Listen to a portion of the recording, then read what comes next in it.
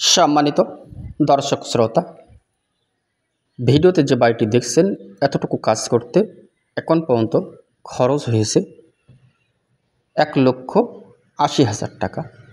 তো যতটুকু কাজ দেখছেন গ্যারেড বিমের নিচ পর্যন্ত, এর পরে হবে গ্যারেড বিম। তো মূলত বিল্ডিংটা 4 বেডরুমের উপরে আজকের এই ফ্লোর প্ল্যানটি সাজানো হয়েছে।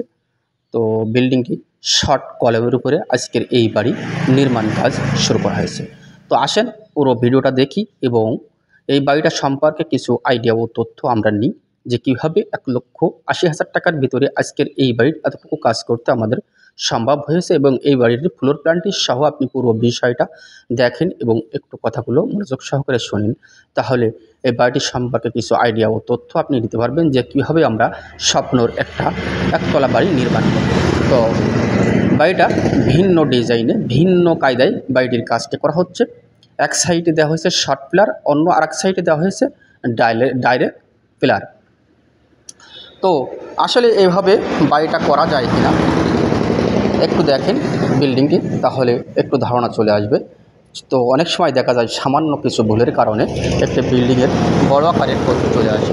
তো আমরা সেই সব ভুলগুলো করব না এবং ভুল বাদেই সুন্দরভাবে সুন্দর মানের একটি একতলা বাড়ি আমরা নির্মাণ করব। তো আসেন এই ভিডিওটা একটু খেয়াল করি।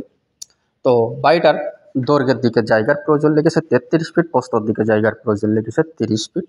যদি আমরা স্কোয়ার ফিটে হিসাব করি তাহলে আসে 930 স্কোয়ার ফিট। এটা হচ্ছে সেন্টার টু সেন্টার। যখন আমরা বিল্ডিংয়ের ছাদ করব তখন ছাদ আর একটু বেড়ে যাবে। যদি আমরা জমির শতকে হিসাব করি তাহলে আসে 2 শতক 27 পয়েন্ট। বিল্ডিংটি 4 বেডরুমের উপরে আজকের এই ফ্লোর প্ল্যানটি সাজানো হয়েছে। 4টা বেডরুম, সিঁড়ি এবং kitchen, 2টো toilet.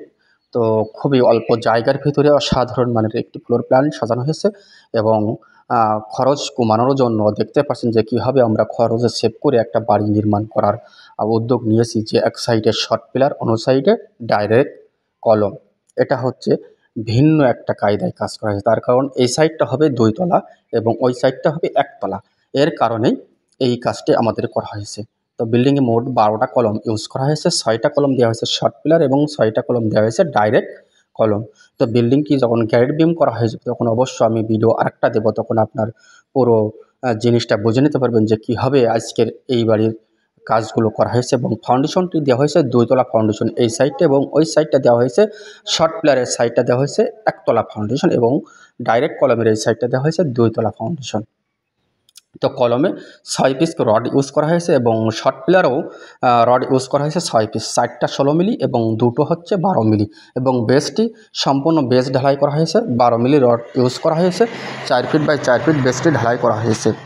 4 feet by 4 fit বেসটি ঢালাই করা হয়েছে। তো আমাদের 4 ফিট বাই 4 ফিট যখন আমরা বেসটি ঢালাই করবো তখন বেসটি আমাদের কাটা হয়েছে 4 ফিট বাই 4 ফিট। এভাবেই আমাদের বেসটি ঢালাই করা হয়েছে এবং সাইডের যে গাঁথনিগুলো দেওয়া হয়েছে সম্পূর্ণ 5 ইঞ্চি গাঁথনি। এভাবে যদি আপনি গাঁথনি দিয়ে একটি একতলা বাড়ি করবেন তাতে কোনো সমস্যা নাই। তার কারণ এটা হচ্ছে গ্যারেড বিমের নিচের গাঁথনিগুলো নর্মাল হলেও কোনো সমস্যা নেই। তো আসেন আমরা ফ্লোর প্ল্যানে অবশ্য চলে এসেছি। দেখতে পাচ্ছেন যেভাবে ফ্লোর প্ল্যানটি দেখতে পাচ্ছেন সেম টু সেম বিল্ডিংটি আমাদের নির্মাণ কাজ শুরু করা হয়েছে।